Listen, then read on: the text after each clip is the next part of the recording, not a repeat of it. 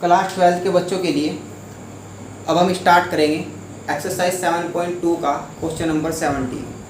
Question number 17 से पहले हम क्वेश्चन नंबर 16 तक पिछले 2 लेक्चर में आपको करा चुके हैं। अगर आपने वो वीडियो ना देखी हो तो आप प्लेलिस्ट में जाकर चैनल की वो वीडियो देख सकते हैं, ठीक है। तो क्या है आपका क्वेश्चन नंबर 17। आप टी मेथड को और अच्छे से समझ पा रहे होंगे, देखिएगा यहाँ से। तो इंटीग्रेशन ऑफ एक्स अपॉन ई की power x square D x, इसको आपको इंटीग्रेट करना है। तो हमने बताया था, फिर से हम रिपीट कर देते हैं कि क्वेश्चन इस तरह से दिया हुआ होगा कि एक चीज़ को आप टी मान रहे होंगे और एक चीज़ को टी मानने के बाद दूसरी जो वैल्यू बचेगी आपकी क्वेश्चन में वो डिफरेंशियल करने के बाद आपकी बन जानी चाहिए, ठीक है। कैसे? जैसे इस क्वेश्चन में आप क्या कर रहे होंगे, पुट आप x की पावर 2 को यहाँ पे t रख लोगे, x की पावर t को आप 2 रखोगे, इसके बाद आप डिफरेंशियल करोगे विद रेस्पेक्ट टू x। तो जब आप differential with respect to x कर रहे होंगे तो ये कितना हो रहा होगा आपका, इसका डिफरेंशियल 2x, t का डिफरेंशियल होता है आपका dt अपॉन dx, जैसे y का dy अपॉन dx होता है। dx आप इधर से इधर ला रहे होंगे तो ये हो जाएगा आपका 2x dx is equal to dt। आपको वैल्यू कितनी, ये आपने t मान लिया, आपके पास बची x और dx। तो x और dx आपको चाहिए, ये एक्स्ट्रा वैल्यू आप dt के साथ ला रहे होंगे। जितनी भी एक्स्ट्रा वैल्यू होगी आप किसके साथ ला रहे होंगे, उसको dt के, ठीक है। ये इधर आगे ऐसे हो जाएगी। अब आप इसको कैसे लिखोगे क्वेश्चन को, इंटीग्रेशन ऑफ 1 अपॉन ई की पावर एक्स स्क्वायर, और ये हो जाएगा आपका x और dx। x dx की वैल्यू आपकी कितनी है, dt अपॉन 2। और हमने बताया था कि dt के साथ जो भी होगा उसको आप इंटीग्रेशन से बाहर रखोगे, 1 अपॉन 2 इंटीग्रेशन ऑफ 1 अपॉन ई की पावर t, ठीक है। और ये हो जाएगा आपका कितना, dt।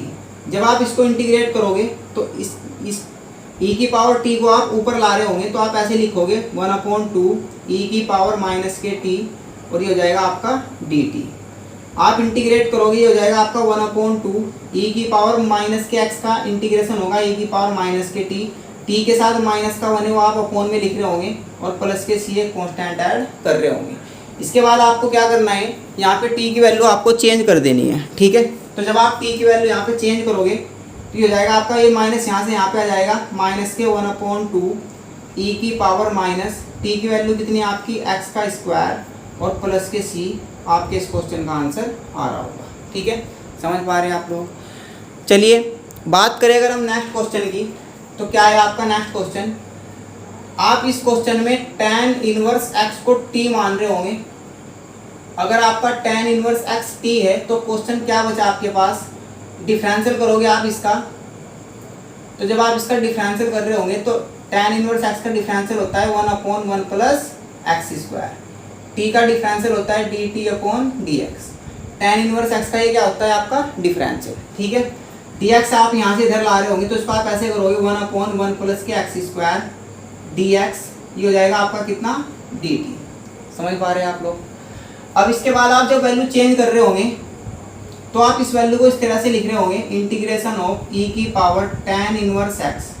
ये ऊपर की वैल्यू आपने अलग लिख दी और इस वैल्यू को आप ऐसे लिखोगे 1 अपॉन 1 प्लस के एक्स स्क्वायर और dx। ये वैल्यू आपकी कितनी है, dt, और ये वैल्यू आपकी क्या है, t। तो क्वेश्चन आपका इस तरह से हो रहा होगा e की पावर t, और ये हो जाएगा आपका कितना, dt।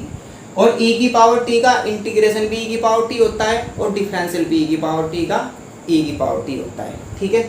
तो इसका इंटीग्रेशन आप करोगे तो हो जाएगा e की पावर t प्लस के c।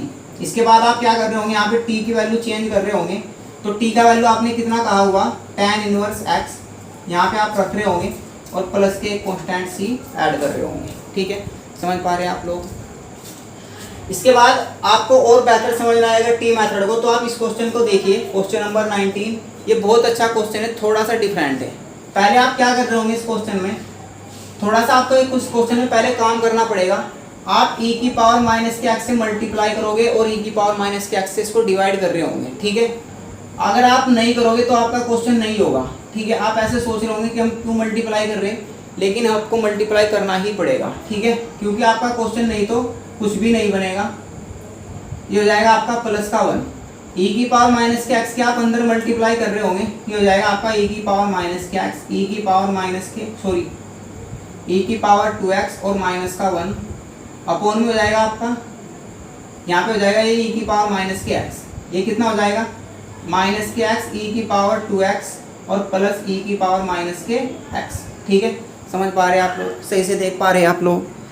हाँ, इसके बाद आप कैसे करोगे, ये आपका हो जाएगा ई की पावर माइनस के एक्स, एक एक्स पावर यहाँ पे है और 2x यहाँ पे, ई की पावर बचेगी आपके पास x, ई की पावर माइनस के एक्स अपोन में आपका यहाँ पे भी कितना बचेगा ई की पावर x, 2x पावर ये है माइनस के x, ये तो 2x में से एक x आप घटाओगे तो x बचेगा, प्लस के हो जाएगा ई की पावर माइनस के x और यहाँ पे dx। अब आप इस वैल्यू को t कह रहे होंगे, ई की पावर x प्लस ई की पावर माइनस के x को आप t लिख रहे होंगे, तो इसको आप डिफरेंशिएट कर रहे होंगे, तो e की पावर x का डिफरेंशियल होता है e की पावर x, e की पावर माइनस के x का डिफरेंशियल e की पावर माइनस के x, लेकिन माइनस के x का आप दोबारा से डिफरेंशियल करोगे तो इसका होगा माइनस का 1 और वो माइनस आप यहाँ पे लगा रहे होंगे। ठीक है, ये हो जाएगा आपका dt अपॉन dx, आपका dx इधर से इधर आ रहा होगा तो उसका आप ऐसे लिख रहे होंगे e की पावर x e की पावर माइनस के x, ये हो जाएगा आपका यहाँ पे dx is equal to dt। समझ पा रहे हैं आप लोग।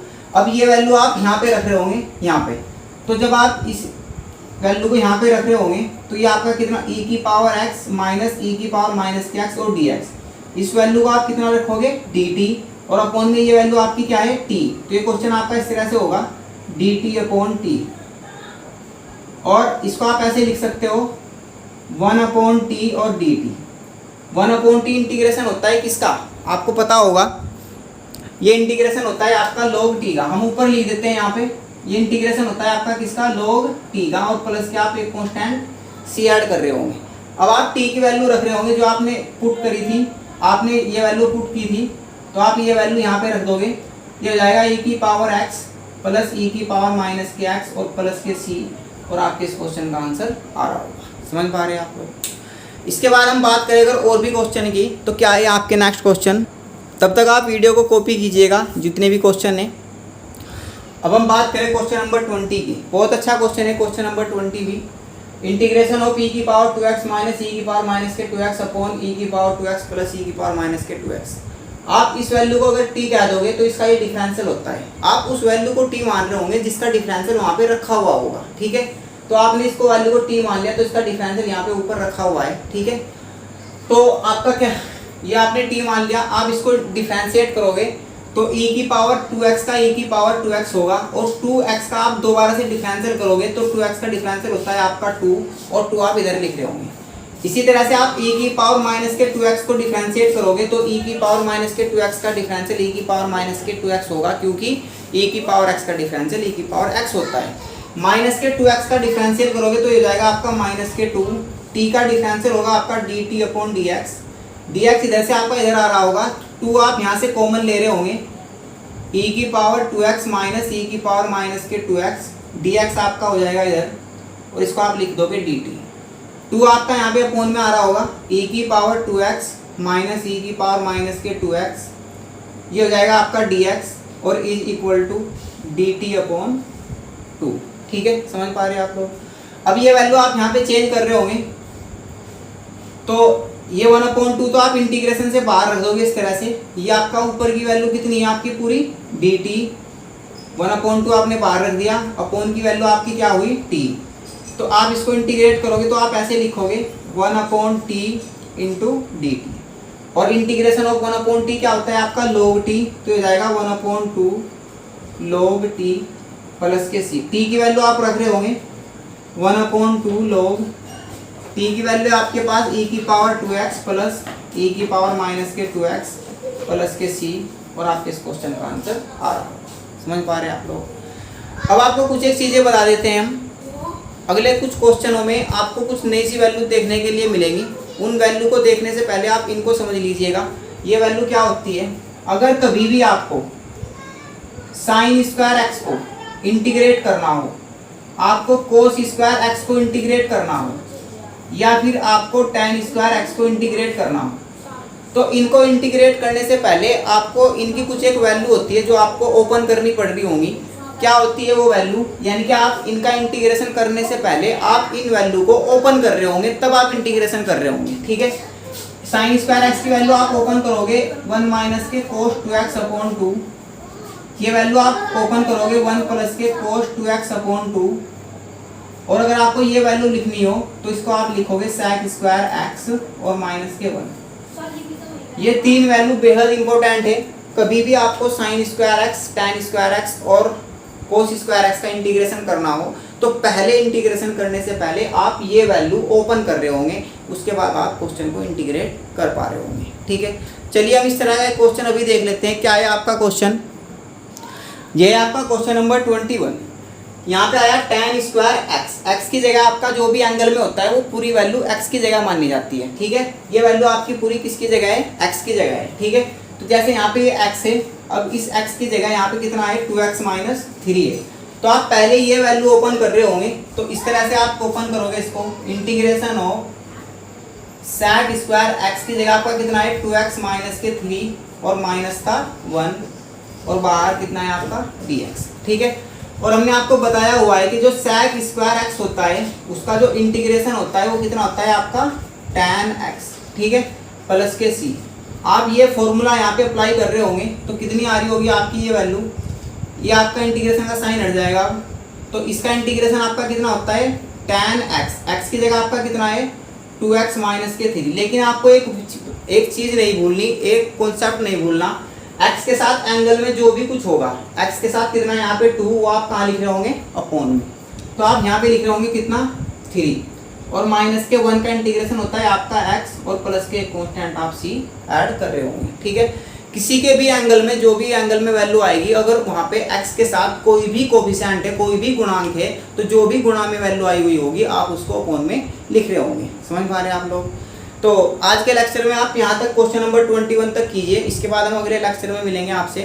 अगर आपको वीडियो अच्छी लगी हो तो लाइक कीजिए, चैनल को सब्सक्राइब कीजिए और देखते रहिए। Thank you.